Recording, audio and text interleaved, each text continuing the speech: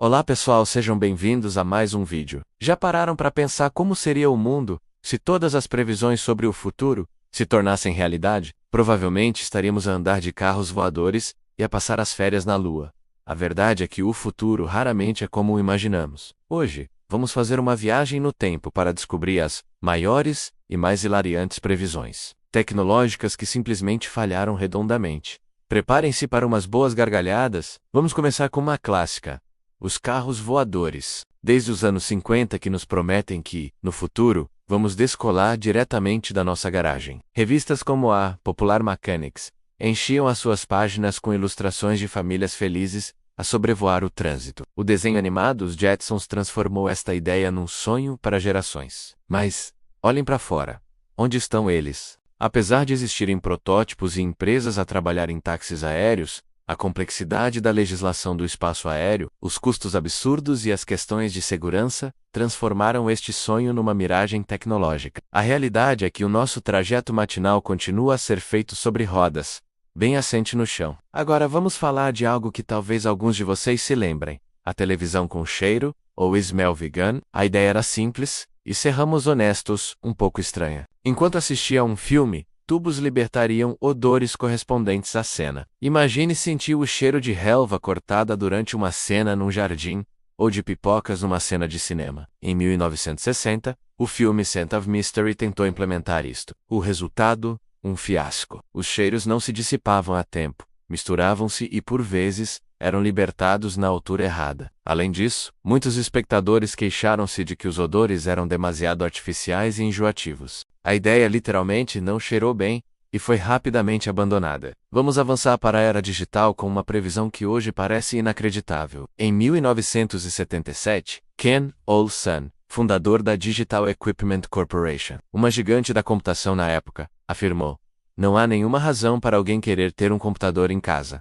Sim, ouviram bem. Naquela altura, os computadores eram máquinas enormes, caras e complexas, usadas apenas por grandes empresas e universidades. A ideia de que uma pessoa comum pudesse ter um em casa para escrever cartas ou jogar parecia ridícula para ele. Bem, acho que Steve Jobs e Bill Gates discordaram, e o resto, como se costuma dizer, é história. Hoje, carregamos computadores muito mais potentes no nosso bolso. Esta é talvez a prova de que até os gênios podem estar espetacularmente errados. E que tal as viagens comerciais supersônicas? Depois do sucesso do Concorde, o avião de passageiros que quebrava a barreira do som, a expectativa era que, nos anos 2000, todos nós pudéssemos atravessar o Atlântico em menos de 4 horas. A Boeing chegou a desenvolver o Projeto 2707, um avião ainda maior e mais rápido.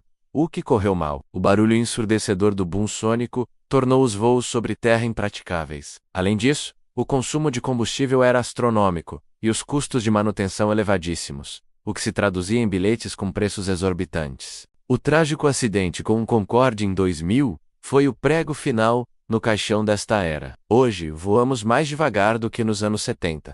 Mas de forma muito mais acessível e segura. Outra grande promessa não cumprida foi a da autoestrada da informação interativa. Como imaginada nos anos 90, previa-se uma fusão total entre a televisão e o computador, onde poderíamos fazer compras diretamente do nosso programa favorito, ou votar em reality shows em tempo real, através do comando da TV. Empresas investiram milhares de milhões em redes de fibra ótica e sistemas complexos. O problema é que a tecnologia era desajeitada, cara.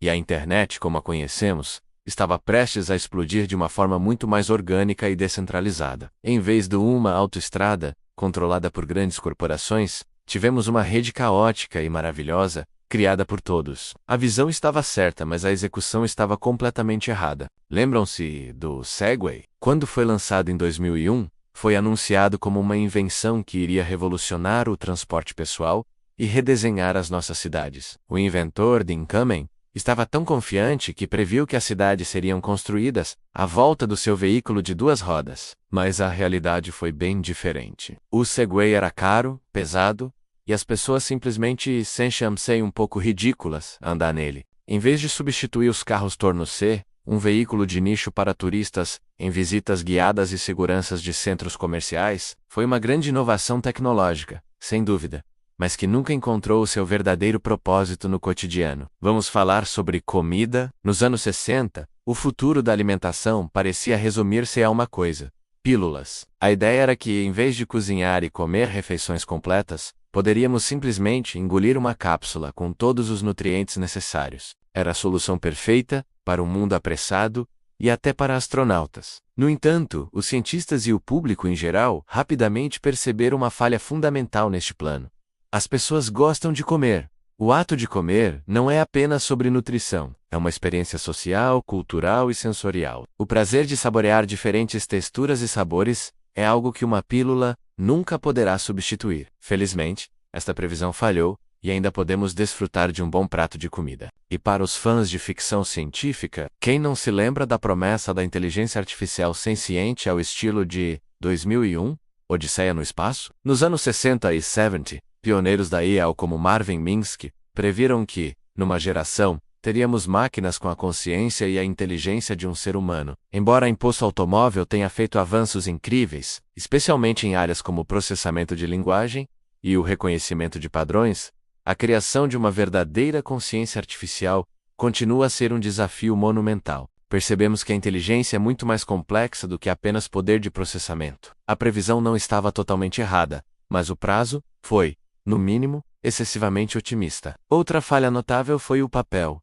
Sim, o simples papel. Com o advento dos computadores, e-readers e tablets, muitos especialistas previram o escritório sem papel e o fim dos livros impressos. A lógica parecia impecável. Para que gastar recursos e espaço com papel, quando podemos ter tudo em formato digital? No entanto, décadas depois, os nossos escritórios ainda estão cheios de documentos e as vendas de livros físicos continuam fortes. Descobrimos que o papel tem qualidades táteis e uma simplicidade que os ecrãs não conseguem replicar. A previsão não levou em conta o fator humano e a nossa ligação milenar com a palavra escrita e impressa. Estas previsões falhadas em Sonazuma, lição valiosa. A tecnologia não evolui no vácuo. É moldada por fatores econômicos, sociais, culturais e, acima de tudo, pela forma como nós, humanos, escolhemos usá-la. Muitas vezes, as invenções mais espetaculares falham não por serem mais ideias, mas por não resolverem um problema real ou por não se encaixarem na nossa forma de viver. O futuro raramente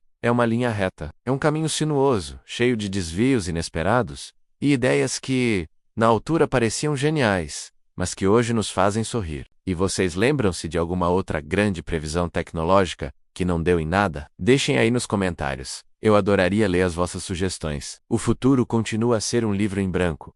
E é isso que o torna tão fascinante. Muito obrigado por terem assistido até ao fim. Se gostaram desta viagem ao passado das tecnologias que não foram, não se esqueçam de deixar um gosto, partilhar com os amigos e, claro, subscrever o canal para não perderem os próximos vídeos. Um grande abraço e até a próxima.